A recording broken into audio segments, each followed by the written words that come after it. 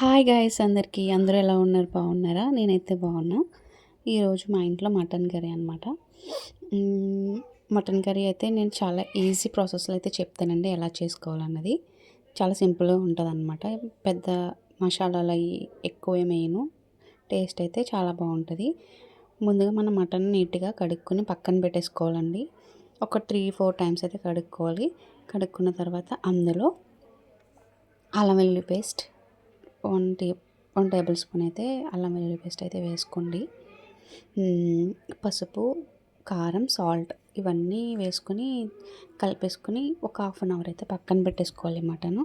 అప్పుడు ఈ కారం సాల్ట్ అన్నది మటన్ పీస్కి బాగా పడుతుంది అనమాట. ఎప్పుడు మటన్ కర్రీ వండినా అలానే చేస్తాను. నేను ఇందులో ఒకటి వేయడం మర్చిపోయానండి, పెరుగు వేయాలి కంపల్సరీ.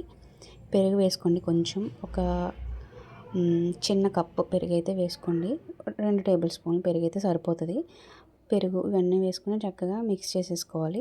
లెమన్ అయితే అస్సలు వేయకూడదండి. చికెన్లో లెమన్ వేయచ్చు కానీ మటన్లో అయితే లెమన్ వేయకూడదు, పీస్ గట్టిగా అయిపోతుంది లెమన్ వేస్తే అనమాట. ఇవి కారం అన్నీ వేసి కలిపేసి పక్కన పెట్టుకోవాలన్నమాట. ఇవి పక్కన పెట్టుకునే లోపల మనం ఇలాగ ఆనియన్స్ కట్ చేసుకొని పెట్టుకుంటాం కదా, ఆనియన్స్, టమాటో అయితే కంపల్సరీ వేసుకోండి. టేస్ట్ బాగుంటుంది మటన్ కర్రీలో. టమాటో అయితే కంపల్సరీ వేయాలి. మసాలా అంటే నేను స్పైసీగా అయితే చేయనండి, సాఫ్ట్గానే ఉంటుంది, టేస్ట్ మాత్రం బాగుంటుంది.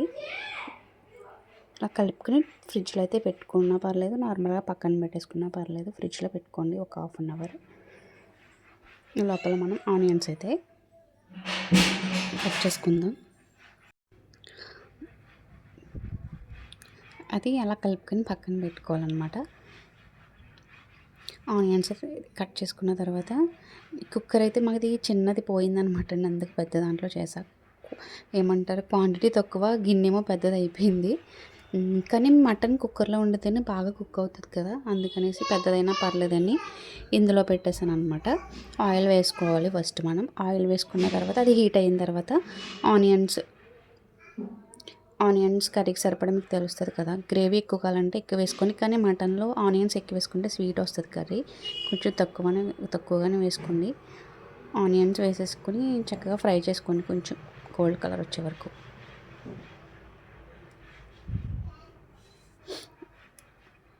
ఆనియన్స్లోనే కరివేపాకు కూడా వేసుకోవాలి.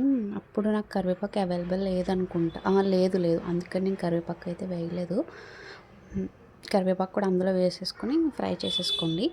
అవి ఆనియన్స్ కరివేపాకు ఫ్రై అయిన తర్వాత టమాటో కూడా వేసేసుకోవాలి. ఇవన్నీ సాఫ్ట్గా కుక్ అవ్వాలన్నమాట.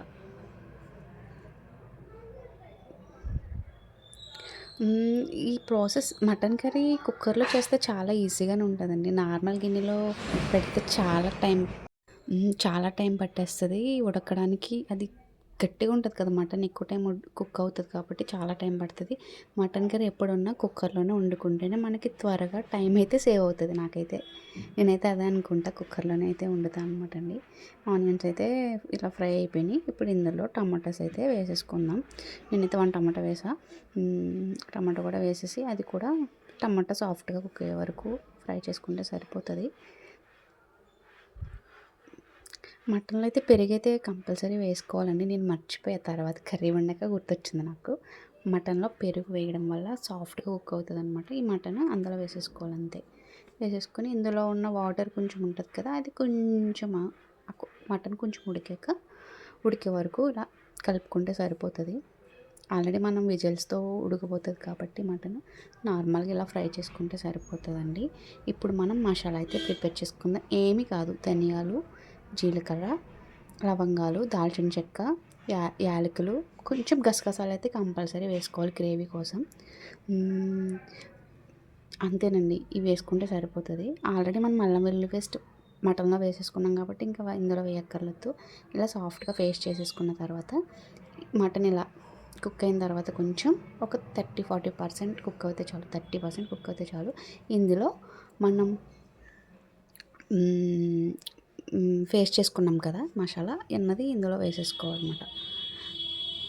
అంతే వేసేసుకొని కలిపేసుకున్న తర్వాత మీకు ఇందులో ఇప్పుడే చూసుకోండి, కారం మీకు తక్కువగా అనిపిస్తే, ఆల్రెడీ మనం మటన్లో వేసుకున్నాం కాబట్టి కారం మీకు ఇంకా కారం తక్కువగా అనిపిస్తే ఇప్పుడే కారం వేసుకోండి. సాల్ట్ సరిపడినంత మనం మటన్లో వేసుకున్నాం కాబట్టి, సరిపోకపోతే ఇందులో వేసేసుకోండి సాల్ట్ కొంచెం. అంతే, వాటర్ అయితే ఎక్కువ వేయకూడదు, మరీ ఎక్కువ వేయకూడదండి మటన్. ఆల్రెడీ అందులోంచి వాటర్ చాలా వస్తుంది మటన్ నుంచి.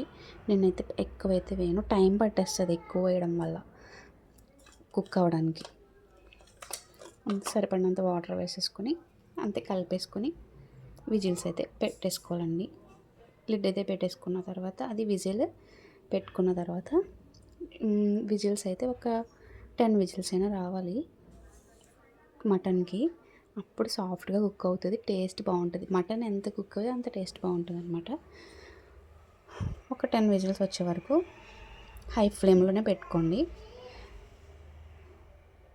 అంతే, 10 విజిల్స్ వచ్చేసాక స్టవ్ ఆఫ్ చేసేసి చూస్తే కర్రీ అయితే రెడీ అయిపోతుంది. మీకు కొంచెం ఇంకా వాటర్ ఉంది అనిపిస్తే మళ్ళీ స్టవ్ మీద అయితే పెట్టుకోండి, ఇంకొంచెం సేపు అయితే కుక్ చేసుకోండి. లాస్ట్లో ఫైనల్గా కొత్తిమీర అయితే వేసుకొని కలిపేసుకోండి. ఒక 2 మినిట్స్ కుక్ చేసుకుంటే సరిపోతుంది కొత్తిమీర వేసుకున్న తర్వాత. అంతే, వేడి వేడి మటన్ కర్రీ రెడీ. ఇది టేస్ట్ అయితే సూపర్ ఉంటుంది. నేను చేసినట్టు మీరు కూడా ట్రై చేయండి. ట్రై చేసి ఎలా వచ్చిందో నాకు కామెంట్ సెక్షన్లో అయితే కామెంట్ చేయండి.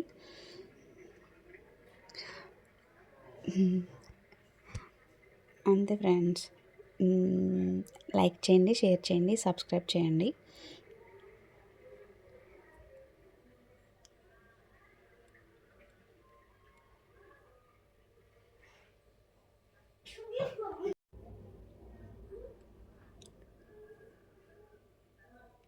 అలా ఆయిల్ వచ్చే వరకు మటన్ కర్రీ కుక్ చేసుకుంటే టేస్ట్ బాగుంటుంది అనమాట. అంతే, వేడివేడి అన్నంలో కర్రీ వేసుకుని తినేయడమే. టేస్ట్ అయితే సూపర్ ఉంటుంది. నేను చేశానని కాదు, కానీ టేస్ట్ అయితే చాలా బాగుంటుంది. నేను చేసినట్టయితే ట్రై చేసి నాకు కామెంట్ సెక్షన్లో కామెంట్ చేయండి. ఓకే ఫ్రెండ్స్, బాయ్ అందరికీ.